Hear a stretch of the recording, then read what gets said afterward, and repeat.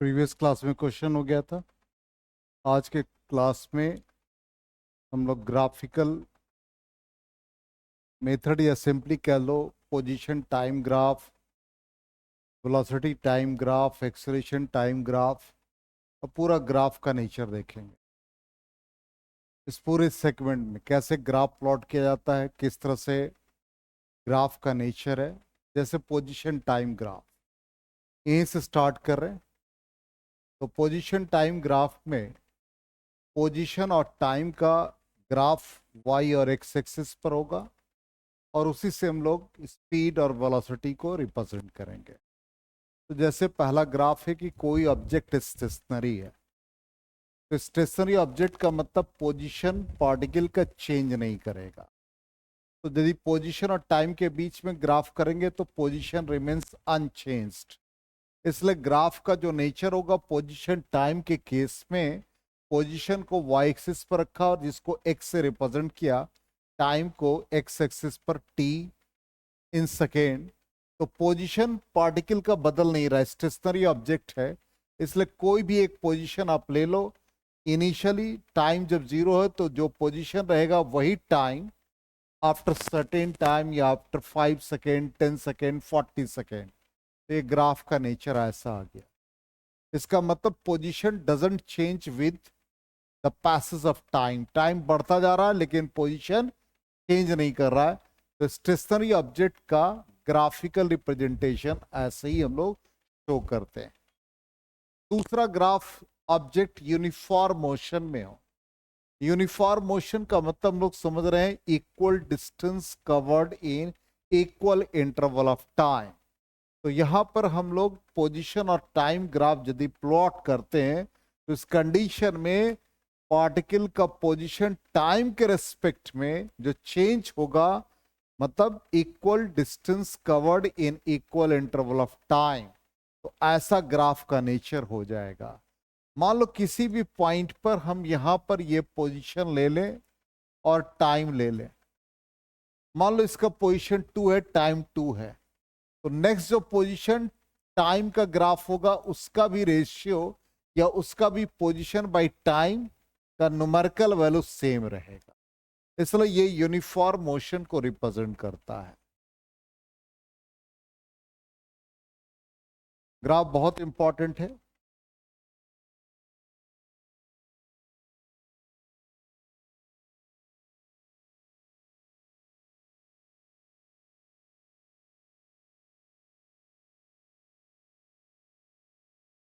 तुम लोग फोन कर रहे थे क्या?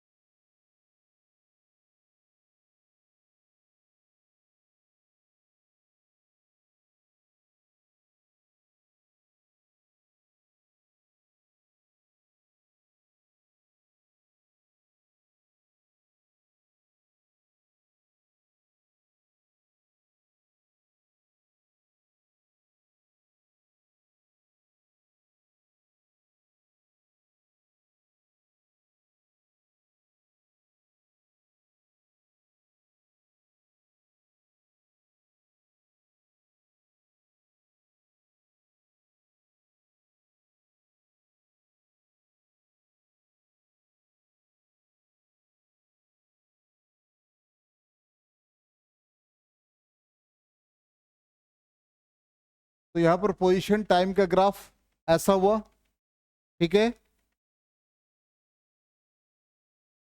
अब देखो, an object in non uniform motion. जब नॉन यूनिफॉर्म मोशन होगा तो इस कंडीशन में unequal distance covered in equal interval of time, यही डेफिनेशन कहता था। इसका मतलब यहां पर पोजीशन टाइम के बीच में ग्राफ प्लॉट करोगे तो ये अनइक्वल देगा, इसलिए ग्राफ का नेचर ऐसा आ जाएगा। स्ट्रेट लाइन नहीं होगा, पासिंग थ्रू द ओरिजिन नहीं होगा, unequal position in equal interval of time या equal position in unequal interval of time, बात एक ही है।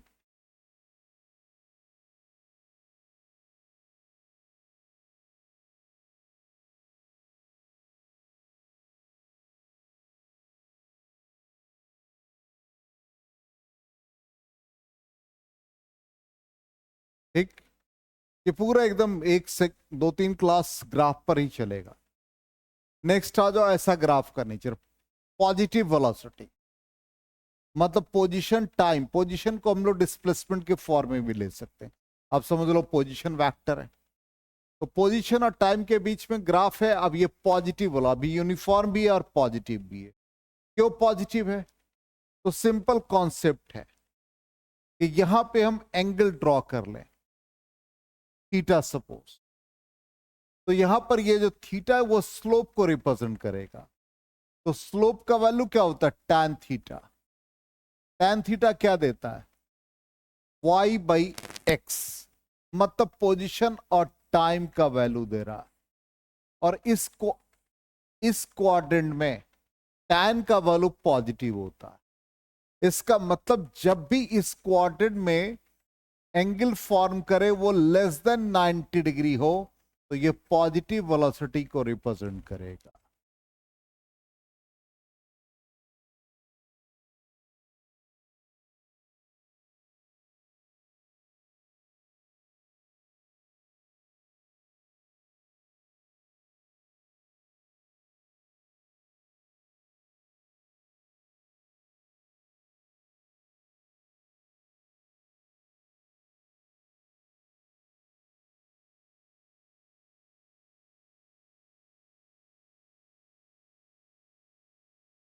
हो गया?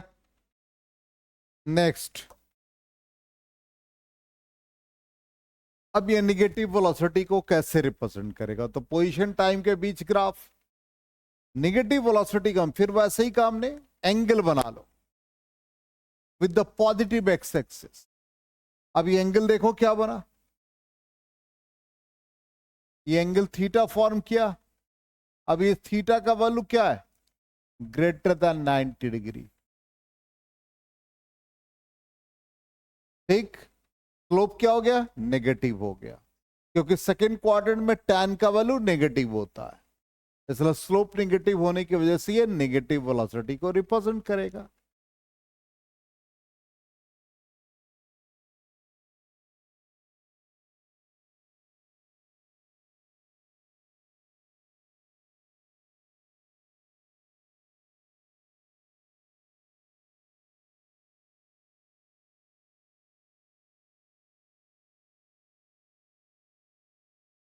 हो गया?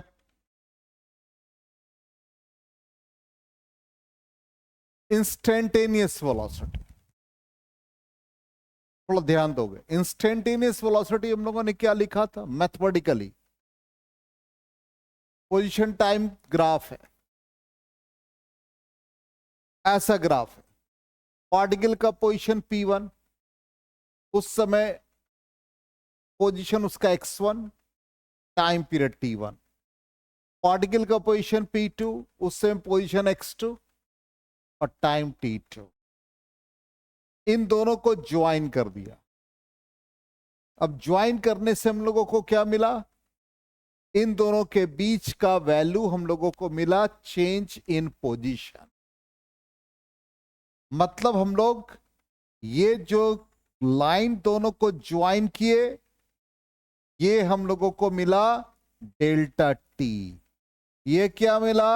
डेल्टा एक्स मिला। इसलिए हम लोग इंस्टेंटेनियस वेलोसिटी को क्या लिख देंगे? Delta x by delta T, and limit delta T tends to 0 for a small time interval.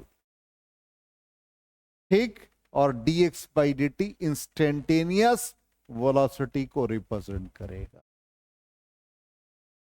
दोनों पॉइंट को ज्वाइन कर देना है, और यही केस हम लोग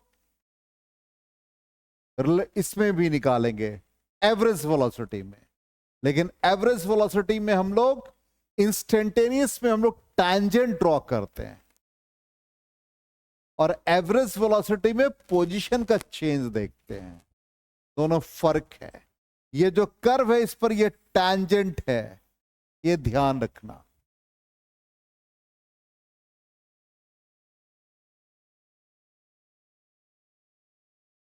याद रहे हम लोगों ने एक पैराबोलिक पाथ लिया था और इंस्टेंटेनियस वेलोसिटी निकालने के लिए क्या किया था, यहां पर एक टैंजेंट ड्रॉ किया, टैंजेंट ड्रॉ किया था।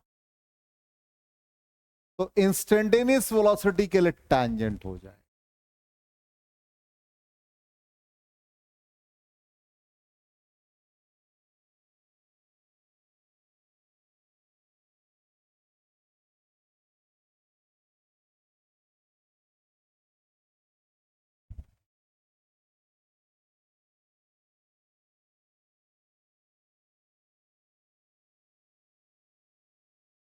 हो गया। अब नेक्स्ट आ जाए, एवरेज वेलोसिटी। तो एवरेज वेलोसिटी के लिए भी देखो ऐसा ही है, पार्टिकल का position p1 x1 time t1 p2 x2 time t2। इसमें दोनों को हमने लाइन को ज्वाइन कर दिया।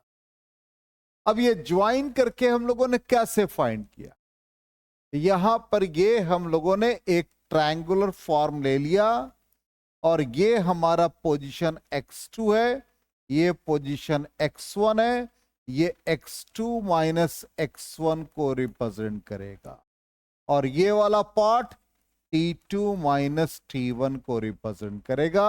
तो एवरेज वेलोसिटी क्या दे देगा, x2 minus x1 by t2 minus t1। इसमें जस्ट ज्वाइन कर देना दोनों लाइन को, कहीं भी किसी भी पोजीशन पर।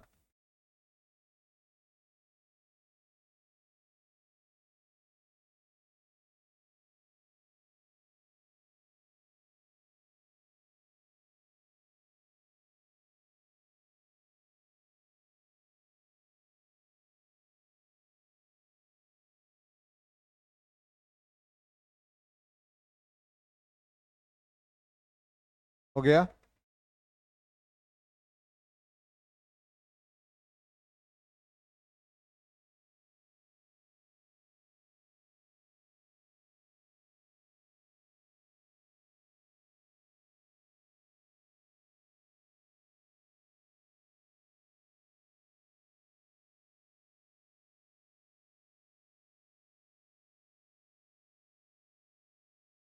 चलो इरेज करें।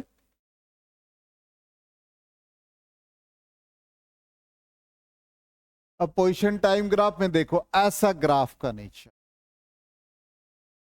पार्टिकल का इनिशियल पोजीशन x0, फिर x1 for time t1, x2 for time t2। तो कहीं भी हम लोग पोजीशन टाइम का जो स्लोप लेंगे वो हमको यूनिफॉर्म मोशन को रिप्रेजेंट कर रहा है, ऐसे ऑलरेडी हम लोग पढ़ चुके हैं। लेकिन ऐसा भी ग्राफ रहेगा तो भी हम लोग यूनिफॉर्म मोशन को ही रिप्रेजेंट कर रहा है, क्योंकि यहां से जो टाइम इंटरवल आप निकालोगे, डिफरेंस निकालोगे, तो जो स्लोप देगा, जैसे यहां पर आपको स्लोप दे रहा है, देख लो यहां पर BC, ये एंगल फॉर्म किया, ये BC पार्ट दिया और ये हमारा AC दिया। तो ये BC का डिफरेंस क्या, ये x2 का पोजीशन है, ये x1 का पोजीशन है, ये टाइम t1 t2 और ये टाइम t1 और ये एंगल थीटा, ये स्लोप को रिप्रेजेंट कर रहा है BC by AC, x2 minus x1 divided by t2 minus t1। ऐसे ही यदि हम यहां पर एंगल लेंगे तो यहां पर ये एंगल और ये एंगल सेम होगा, तो ये क्या डिफरेंस देगा, x1 माइनस x0, और फिर ये क्या डिफरेंस दे देगा, t1 माइनस 0। तो दोनों में सेम एंगल यदि फॉर्म कर रहा है तो वो यूनिफॉर्म मोशन को रिप्रेजेंट करेगा। जैसे कोई भी ग्राफ होगा, ये ग्राफ जो हम लोगों ने प्रीवियसली देखा था, यहां जहां भी एंगल बनाएंगे सब जगह एंगल का वैल्यू सेम, तो यूनिफॉर्म हो जाएगा। एंगल डिफरेंट हो जाए, जैसे मान लो कि यहां पर अभी भी ये वाला पार्ट, ये एंगल बन रहा है, यहां एंगल बन रहा है, सेम है, तो यूनिफॉर्म को रिप्रेजेंट करेगा। और यदि ग्राफ का नेचर मान लो ऐसा कर्व बन जाता है, ऐसे ग्राफ बन जाता है, और यहां पर हम टेंजेंट ड्रॉ करके एंगल बनाते हैं, तो एंगल देखो डिफरेंट हो रहा है, ये नॉन यूनिफॉर्म बन जाएगा। समझ में आ गया क्लियरली? चलो नोट कर लो।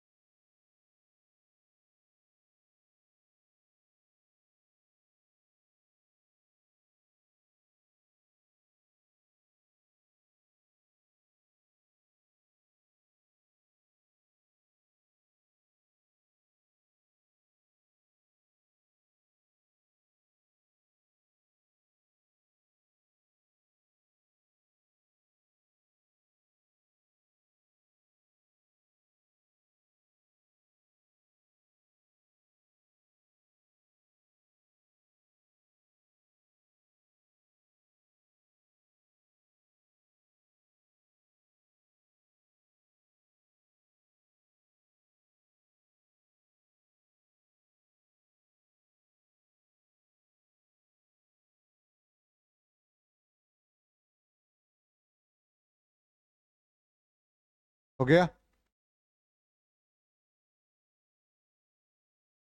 नेक्स्ट आ जाओ।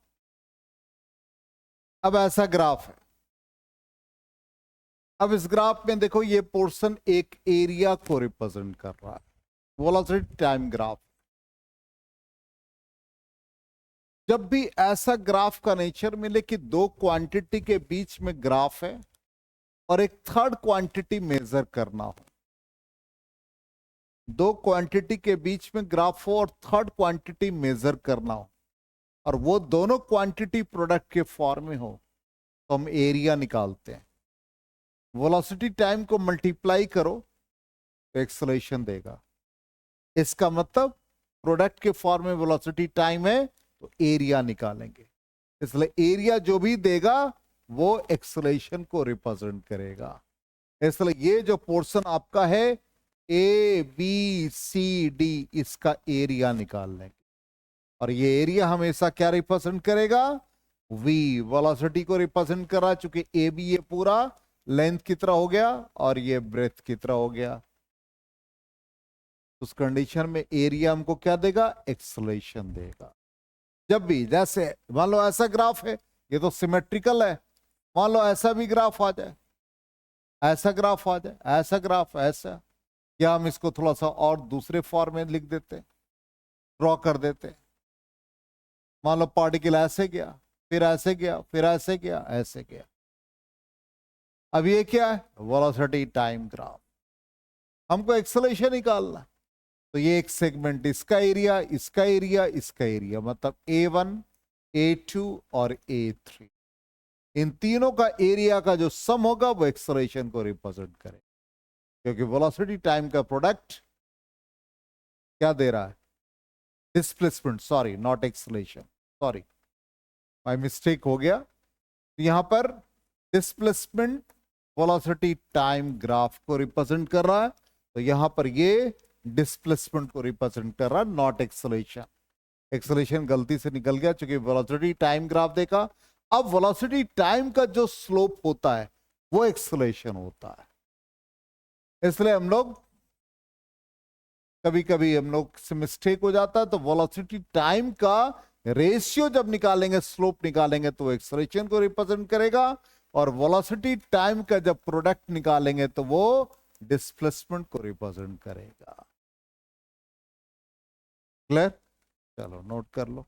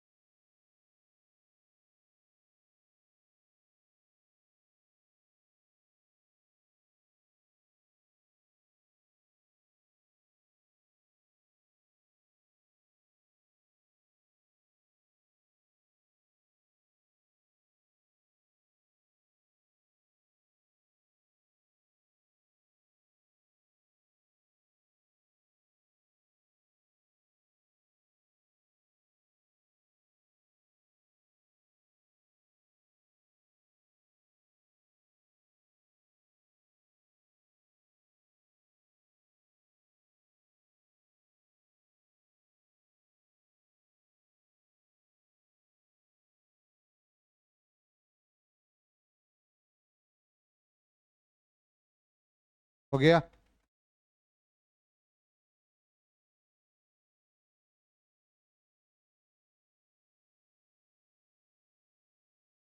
चलो अब आ जाओ नेक्स्ट। अब uniformly accelerated position time graph है। पोजीशन टाइम का रेशियो वेलोसिटी देगा। अब वेलोसिटी टाइम का ग्राफ एक्सलेशन को रिप्रेजेंट करता है। अब यहां पोजीशन टाइम का ग्राफ है, ऐसा ग्राफ का नेचर। अब हम कैसे एनालाइज करें कि क्या हो रहा है, ग्राफ क्या शो कर रहा है? तो पोजीशन टाइम का रेशियो वेलोसिटी देगा। जो वेलोसिटी का नेचर होगा, जो वेलोसिटी का डायरेक्शन होगा, वही एक्सेलरेशन का होगा। तो हम सबसे पहले क्या करें, जब कर्व हो, स्ट्रेट लाइन होता है तो फिर हमको स्लोप ड्रॉ करने में आसानी होती है। जब कर्व हो तो हम लोग टैंजेंट ड्रॉ करते हैं। अब देखो टैंजेंट यहां पर हम किसी एक पॉइंट पर लेते हैं और फिर हम इसको x के साथ एंगल लेते हैं, सपोज अल्फा 1। फिर किसी एक पॉइंट पर टैंजेंट ड्रॉ करते हैं, एंगल लेते हैं अल्फा 2। फिर किसी एक पॉइंट पर टैंजेंट लेके एंगल ड्रॉ करते अल्फा 3। तीनों केसेस को कंपेयर करें तो alpha 3 greater than alpha 2 greater than alpha 1। Angle increase कर रहा है, स्लोप इंक्रीज कर रहा है, इसलिए हम इसको एक्सेलरेटेड मोशन कहेंगे। स्लोप इंक्रीज कर रहा है, वेलोसिटी इंक्रीज कर रहा है, इसका मतलब वो एक्सेलरेशन को रिप्रेजेंट करेगा, इसलिए हम इसको एक्सेलरेटेड कहेंगे। और ये वैल्यू जो भी एंगल फॉर्म कर रहा है फर्स्ट क्वाड्रेंट में, और फर्स्ट क्वाड्रेंट में पॉजिटिव स्लोप है, इसलिए पॉजिटिव एक्सेलरेशन को रिप्रेजेंट करेगा। इसलिए हमने ब्रैकेट में लिख दिया पॉजिटिव एक्सेलरेशन।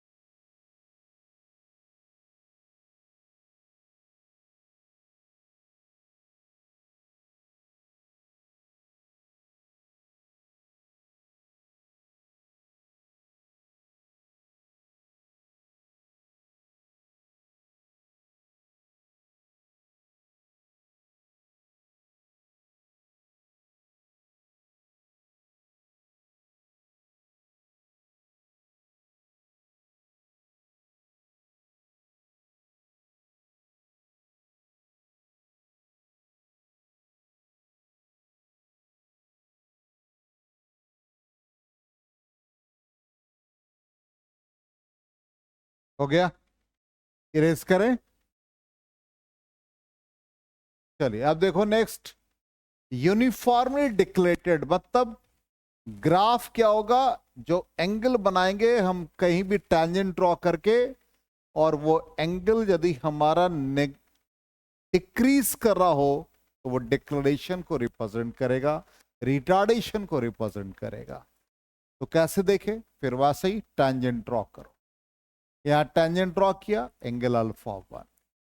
यहां टैंजेंट ड्रॉ किया, एंगल अल्फा 2। टैंजेंट ड्रॉ किया, एंगल अल्फा 3। अब देखते जाओ, जो लास्ट वाला एंगल है alpha 3 less than alpha 2 less than alpha 1, क्या रिप्रेजेंट कर रहा है, डिक्लेरेशन। स्लोप का वैल्यू डिक्रीज करता जा रहा है, इसलिए हम उसको डिक्लेरेटेड कहते हैं और नेगेटिव एक्सेलरेशन कहते हैं, रिटार्डेशन।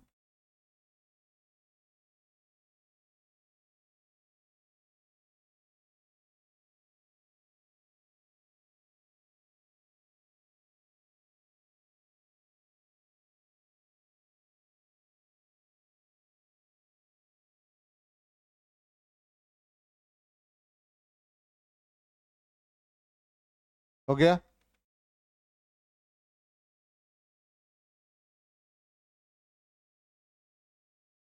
अब आ जाओ यूनिफॉर्म मोशन, तो ये कहता है जीरो एक्सेलरेशन। क्यों जीरो एक्सेलरेशन, बोलो। चेंज नहीं हो रहा है, इसलिए हम उसको जीरो एक्सेलरेशन कहेंगे। Uniform motion, equal displacement in equal interval of time, तो स्लोप हमेशा क्या दे रहा है, कांस्टेंट दे रहा है, v constant. V constant acceleration को क्या रिप्रेजेंट करता है, rate of change of velocity. तो dv by D t, v constant, acceleration become zero, इसलिए जीरो एक्सेलरेशन को।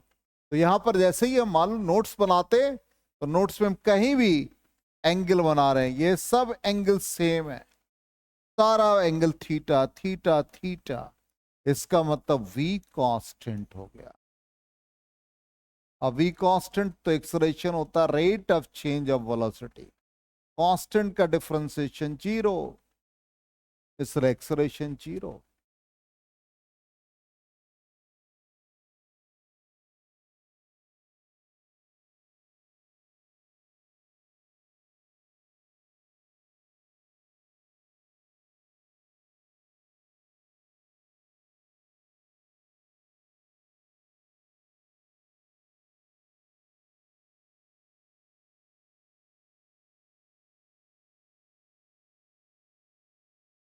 हो गया।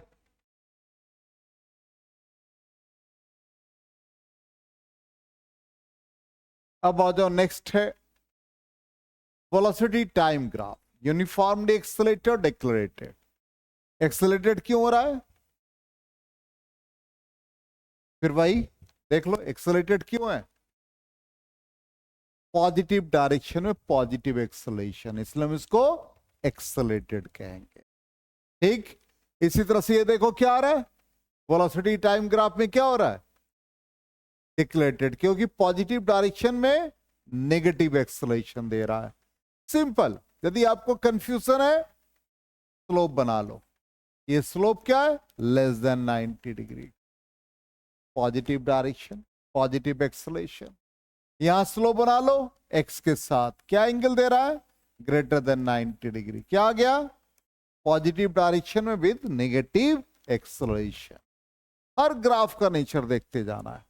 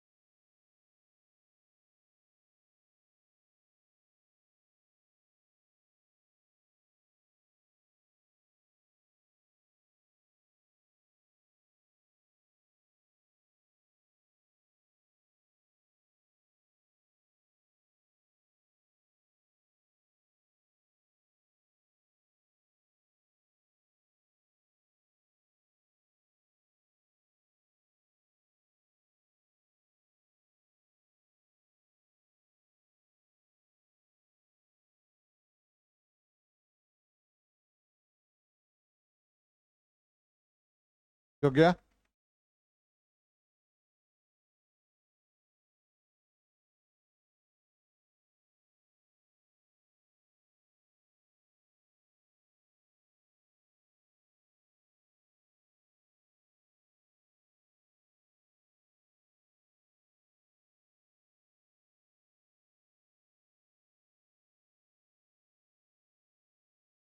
इरेज करें?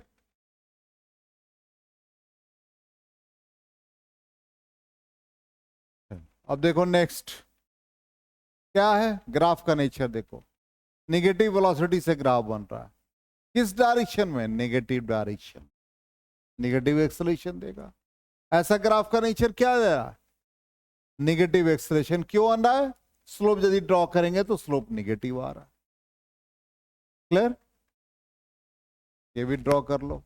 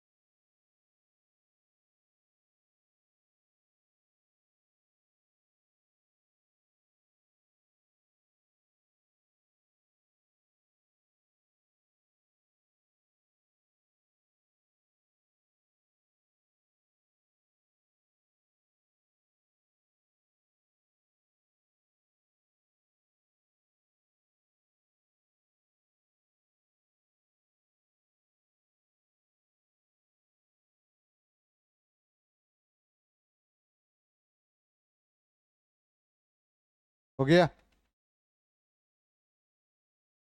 चलो तो आज यहां तक हम करते हैं, फिर कल के क्लास में और भी एक ग्राफ, इक्वेशन ऑफ मोशन में कैसे ग्राफ रिप्रेजेंट करते हैं। ठीक है, ग्राफ का क्वेश्चन रहता है, मतलब ग्राफ पर ज्यादा हम लोग काम करेंगे।